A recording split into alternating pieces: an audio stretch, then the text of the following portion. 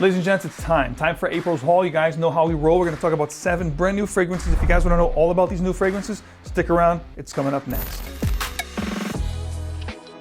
Welcome back to another video. Max Forti here. If you do love to make a great and lasting impression, you know that smelling good is a great way to do that. We're going to talk about 7 fragrances that potentially will help you do that. So we're going to talk about 6 designers, actually 5 designers and 2 niche. One is a high-end, private blend designer, so I consider that niche.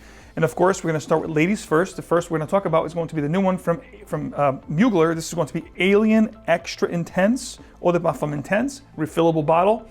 This one is one that, Mugler is getting a little busy now. We have a new Mugler coming out, which is going to be a flanker of the A-Man line. It's called A-Man Stellar. I posted about that on my Instagram. If you guys have not followed me on Instagram, be sure to follow me there. I'm going to obviously have the link below. And I am curious about the new Stellar. It has a pistachio note in there. I'm thinking it's going to be similar to the original with a nutty kind of nuance, kind of gourmandy. We're going to start with ladies first. With the designer, line of fragrances, I don't expect much. This one here, like I said, I didn't hear anything about it, but I'm not expecting this to be a groundbreaking fragrance or anything like that. I could be wrong. The bottle is going to be purple from gradient lighter to dark black. The sprayer is going to be on the actual bottle itself. Nice blast, nothing crazy. And okay, this is going to be your typical patchouli, heavy floral. I'm thinking tuberose. It has that kind of like a solar note kind of a deal. Heavier on the floral and sweet amber, ambery kind of a situation. It's an okay scent. There's a lot of fragrances in the market today that are kind of similar to this one. This one here reminding me a little bit of opium, black opium from Yves Saint Laurent, so in the same kind of wheelhouse. Perhaps a little bit more on the sweeter and floral facets in the solar kind of a situation. It's okay, more of the same, been there, done that. It's gonna get a math from me or a pass. If your ladies out there listening to this have fragrances that are kind of similar to this one, this is going to be a pass to you as well. And I'm hard-pressed to think that you're not going to have a fragrance in your collection, a wardrobe, that is similar to this one. So nothing really too exciting here. Next up, we're going to talk about the new one from the house of Diesel. And it's been quite a while since Diesel has given us anything that's remotely exciting or, worth talking about. This is going to be the newest Diesel Only the Brave Eau de Parfum. From the line of Diesel, as far as I can remember, the last decent fragrance release they had was Fuel for Life, which was released back in 2007, 2008 if I'm not mistaken. That was quite a nice fragrance. Heavy on the sweet side. It had this leathery raspberry kind of a note, not similar to Tuscan leather, because you're going to hear leather and raspberry, you're going to think Tuscan leather, but that fragrance is nothing like that. It was a very sweet, kind of a clubbing style thing. It would go head to head with 1 Million at the time. Really good, but since then, nothing really exciting. This is Only the Brave Eau de Parfum, as I said.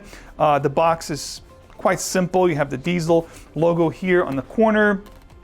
Diesel is predominantly an Italian brand, and again, the Only the Brave collection is sort of like a teenage kind of a collection. You have the fist with a ring, the Diesel ring. This is a dark blue bottle. I mean, I'm not going into this thing thinking it's going to be great. Looking at the note, it's giving you 3 notes: mandarin, sage, and leather. Perhaps, again, like most companies are doing right now, is paying homage to the old school classic fougere and adding these modern sweet nuances, the tonka, the vanilla, the ambroxan, as we know. So I'm thinking this is going to be the same thing. Sprayers is really good. And yes, this is going to be similar to your Polo 67 kind of a vibe that was released last year. It's going to be sweet, fruity, definitely tons of sweetness and fruitiness up top here, perhaps a little bit ozonic and aquatic, but you're going to have that inflection of that sweet lavender with clary sage, and then of course the tonka, slightly vanillic tonka beans and ambroxan in the base. More of the same. Again, this is a math for me. If you're a youngster out there and you can perhaps pick this up for a cheap price from a discounter, absolutely, it's going to be a great one for you. Everyday signature scent. It's going to give you good attention. It smells good. It's nothing wrong with that. The only thing is, if you have a seasoned nose and if you smell a lot of fragrances and you have a lot of fragrances in your collection already, this is going to be number 1. For a seasoned nose, very redundant, very uninspiring. But again, if you're a youngster out there and you can manage to pick this up, this is definitely a teenager kind of a scent profile. But if you can manage to pick this up for a good price, it's not bad. It smells good, but it's definitely one of those been there, done that. Next up, we're going to talk about a new, I'm very excited about. This is a new one from Miyake, and Miyake is one of those companies that I always share with you guys, like Cartier, Narciso Rodriguez. It's one of those under the radar, less traveled road when it comes to designer brands that most people don't talk about it and they miss out on these hidden gems. This is their newest one, 𝐒𝐚𝐯𝐿 2025 Eau de Parfum, refillable. Now they're getting into the refillable. I think every designer is sustainable, you know, yada, yada, yada. So they're definitely getting to the refillable, rechargeable thing. Nothing really crazy here, very minimalist. I'm just expecting the scent itself to be nice, but the bottle itself is nothing really to brag home about. And the bottle is going to be, again, that metallic, shiny kind of a wooden cap. It is real wood. It has a transparent motif so you can see the juice. Nothing crazy, very minimalist. I'm hoping this is going to be good. I'm thinking, you know, woody facets, vetiver, which is kind of like what you get with this kind of a profile here for the most part. Really nice sprayers, by the way. And let's go for the smell. Okay, this is really nice. This is a really nice woody and fruity kind of a nuance. Really nice for the seasons right now. Spring, it's gonna be great for summer. Could be worn as a signature scent. Very similar to the original 𝐒𝐚𝐯, but I'm not getting that yuzu green. Well, it is green, but I'm not getting that very heavy yuzu slash grapefruit kind of a opening that you get. This is more of a woody, fruity kind of a situation, and it's slightly creamy as well. Instead of the sharpness that you get with that, you almost get a bitter kind of undertone with this one. What really excited me with this one from the notes, you know, the note breakdown is, and it had the pine cone slash balsam fir. So it had the coniferous kind of a vibe. The coniferous vibe is something that I truly enjoy. You do have that here. It's very green. It has that pine cone slash balsam fir kind of a situation here. Have some black pepper or Sichuan pepper up top. It's really spicy as well, slightly bitter. And you do have the fruity nuance, perhaps the yuzu, the grapefruit are definitely here, but more in the background. You get more of that spicy bitterness and green kind of a coniferous vibe up front and center, which is quite nice. And you do have a woody base. I'm thinking cedar, I'm definitely getting vetiver, and it is slightly sharp and very, very woody. I think it's gonna be a great signature scent for a lot of people out there that appreciate the original will like this one. Again, it's not as bright, not as sharp as the original. It goes more into a woody, bitter, and green coniferous kind of a nuance. Gets a good for me, not great. I have to wear on skin, see how it's gonna play out on my actual skin. But from the first impression, it is a good one, as with most 𝐒𝐚𝐯 compositions. Next up, we're gonna go with the newest flanker, and I've lost count by now. Don't ask me what number this is, but it's the newest Scandal from Jean-Paul Gaultier. This is their other line, right? We have the Jean-Paul Gaultier L'Amour, we have the Jean-Paul Gaultier Le Beau. Now, the Jean-Paul Gaultier Scandal, for a few years now, has been something that mostly younger crowds, teenagers, I want to say, 13, 14, 15, you start wearing fragrances, middle school, high school. This is something that's going to cater to most teenagers and young adults, early 20s. So this is their newest one, Jean-Paul Gaultier Scandal Intense. Red velvety box. In the actual bottle, I believe it's going to be black for this one, if I'm not mistaken. Yes, it is the black bottle indeed, and it has the very tacky crown here. Again, I don't know anything about this one. Haven't even looked at the notes. I just picked it up because it was the newest one. And of course, I wanted to share with you guys, as we do all the time here with the first impressions haul every month. So let's take it for beautiful, very, very strong sprayers. And again, it's going to be that sweet tonka beans, slightly vanillic, powdery kind of a vibe that we get here. A little bit sweet up top, not heavily sweet, not as sweet as the other one that came before this one, the old gold bottle that was very sweet. This one here, I would go as far as saying perhaps the most mature from this particular line, which I do like. It has this sage, lavender, again, harpy into fougere territory, slightly floral, very woody as well. Quite creamy. I'm thinking there might be sandalwood here, definitely some floral undertones. It's nice. It's going to be the most modern, but also mature at the same time from this particular line, the more refined version of the whole Scandal line. The one that came before this one, which I really liked last year, I'm not sure, but I think it even made my favorite designer releases of last year, top 12. This one here, quite nice. I'm going to give this one a good to pass. It's like borderline pass.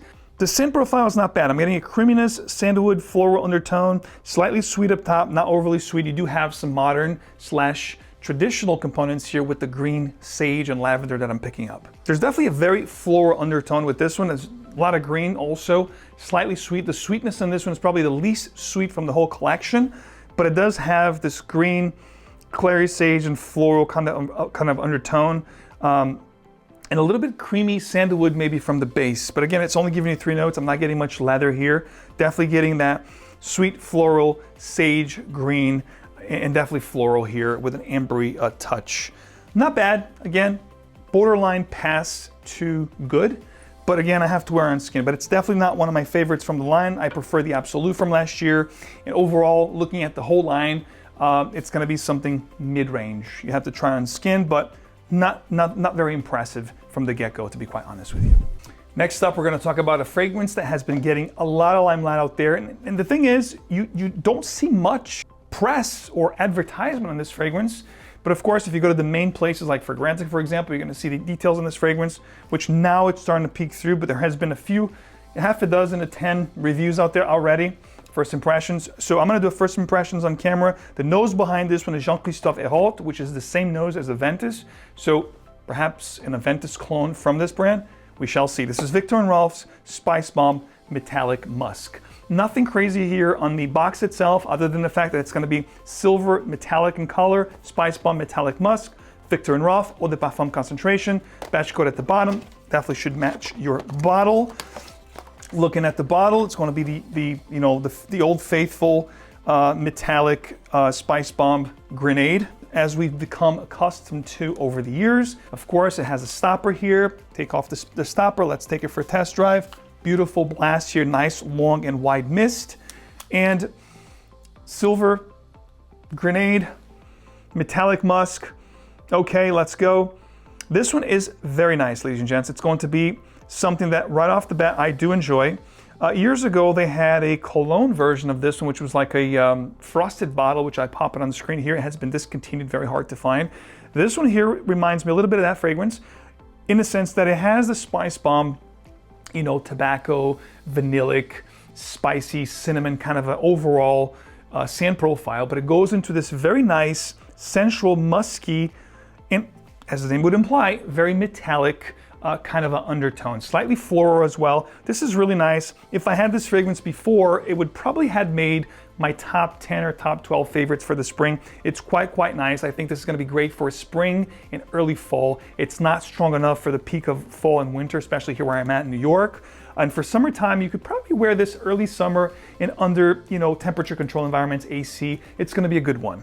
It's not bad, actually. I really enjoy this one from the first impression. It gets a kudos, it gets a thumbs up. I like what they did here. I like the direction that they took, taking the original profile, adding this musky and metallic kind of a vibe to it. Quite nice, quite creative. Again, gets a thumbs up. This is a good one. I'm not going to say great because I haven't worn on skin, but from the first impression here, it definitely gets a thumbs up. It's a good one. All right, so this next fragrance we're going to talk about is one that is from the private blend, the Dior La Collection Privée, and the nose behind this one, of course, is Francis Kurkdjian, which is now the in-house perfumer.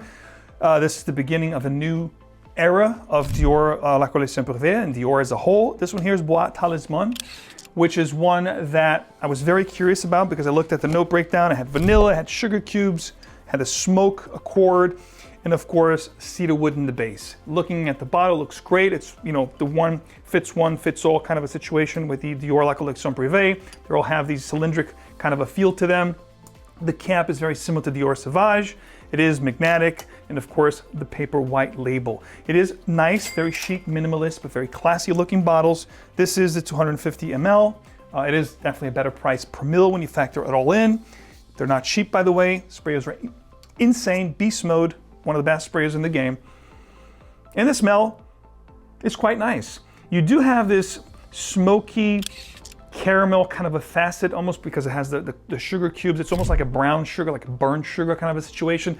Very similar to what I get with the Cartier from last year, the black bottle. The name escapes my mind. I'll pop it on screen here. I think it's called Eau Intense or something like that from Cartier, the Pasha Eau Intense from last year. Noir Intense, Noir Eau Intense. It's kind of similar to that. You're going to have that burnt sugar caramel kind of a vibe here. Definitely tons of woods. Besides the cedar, I'm getting a smoky vetiver in the base that's coming through, giving this really nice smoky facet. It's undercurrent, almost incensey kind of a vibe. It smells really good. It's classy, it's chic, it's green, it's spicy, it's smoky, and it's definitely woody. The vanilla is really nice here. It's kind of like the vanilla you get with Dior Homme, Dior Homme Intense, which adds this almost powderiness to the fragrance. The sweetness, of course, but it's mostly like a vanilla bark. It's like a woody vanilla. It's not very syrupy at all. This is a very, very classy scent. And again, another one that's gonna be great for, you know, ladies or guys, very unisex, gender-free, anybody can rock it. As far as seasons goes, I think this is gonna be great for definitely spring and fall, perfection for the fall. In early winter, I don't think it's that strong for the crazy New York winters we get, but again, you can overspray, you can spray your clothes, and then you can be okay to wear this for, you know, cooler to cold weather, I would say. Warm days, really hot summer days, I would refrain from wearing this. It can get cloying because it is more on the sweeter side because of the facets, the smoky, the sweetness. It might be a little bit too much in the peak of summertime. But this is a good one, definitely a good one, gets a thumbs up, another thumbs up. This is a good haul. So far, we've had a couple really good ones, and this is definitely one of the ones that it goes into that pile, must try. Don't blind buy because it's very expensive. Of course, before I get into the last one, you can try all the fragrances on this haul, and thousands to choose from. You already know, from our friends at parfum.com. Guys, wear it on skin, try it, make sure you love it before you commit to a bottle. Parfum.com, you can check out all details below. There's my code MAX15, and there's the other codes. The more you try, the more you save. Everything listed below to make your life easier. Last but not least, the last one in this haul is going to be a flanker, a second flanker from the house of Roja Parfums, and it's from the Apex line. Of course, we had a couple years ago, I want to say in 2018, 2019, we had the Apex Eau de Parfum. A couple years later, we had the Apex Parfum. Now in 2025, we have the brand new one, Apex Eau Intense. Really minimalist and chic kind of a box for this fragrance. Sits perfectly here in the middle. The bottle itself is going to have that frosty glass, just like the Elysium Eau Intense that we had, I believe, last year or the year before now, I don't remember. Frosty cap as well, frosty, beautiful. Well, it's frosted all around, but then the face of the actual bottle itself is a little bit on the shiny side. Apex Eau Intense by Roja Parfums. Let's take it for a test drive. I'm very curious. I do love the original Eau de Parfum and the Parfum. In fact, I love, you know, to layer those fragrances. So I'm very curious to check in this one out, guys. Let's go. This is the last one from the haul today. Beautiful, beautiful blast here on the sprayers. Quality through and through. And the smell is absolutely fantastic. If you're looking for a great signature scent, this one is going to be a great one. Very beautiful green and woody kind of a fragrance. If you like the likes of Green Irish Tweed from Creed, you're gonna like this one. It's not a clone of Green Irish Tweed, but it's gonna have that lemon verbena. It's gonna have a little bit of maybe a violet leaf kind of a situation here. It's definitely slightly floral, very bright, beautiful citrus, green, aromatic, definitely aromatic components here, sage, lavender. It's gonna be not as similar to the original or the Parfum because it goes into a more brighter citric and effervescent kind of a vibe. With the Eau de Parfum and the Parfum, they go into this green coniferous, woodier and darker kind of a situation, kind of like Italian cypress that I talked to you guys about, or Zino. It's more of a creamy, dark, woody, you know, very fougere kind of a situation. This is more of a citrus aromatic. It's definitely brighter, more effervescent, more uplifting, like Green Irish Tweed, for example, but even brighter, tons of citrus components. You have some green components as well, but the citruses here are absolutely to die for. As soon as you spray this on, it's definitely gonna put a smile on your face. Perfection for spring and summer, or if you're looking for a great signature scent to rock all year round, this will definitely elevate your presence. Really good one here, gets another thumbs up. I think these last three were absolutely amazing. The favorite from the haul are definitely the Apex Eau Intense. This will take the second spot. At the third spot, I am going to give it to the SpiceBomb Metallic Musk. Of course, I have to wear on skin. And my favorite from this haul was definitely the Bois Talisman. Absolutely fantastic for the fall, winter time, cool and cold weathers. This will be amazing. I'm looking forward to wearing this again when the fall hits again, because right now, of course, we're spring and summer, so it's going to be an Apex kind of day. I'm gonna go with this one, wear it on skin. Perhaps it'll change my mind, but right now, this is definitely one of the best for this particular haul, guys. If you do appreciate the channel, don't forget to leave your support by leaving a like, subscribing for more, and hitting the bell so you get these videos straight into your feed. And of course, I will see you right back here with another video, review, impressions, or top list very soon. Guys, smell great, and I'll see you right here in the next one. Take care.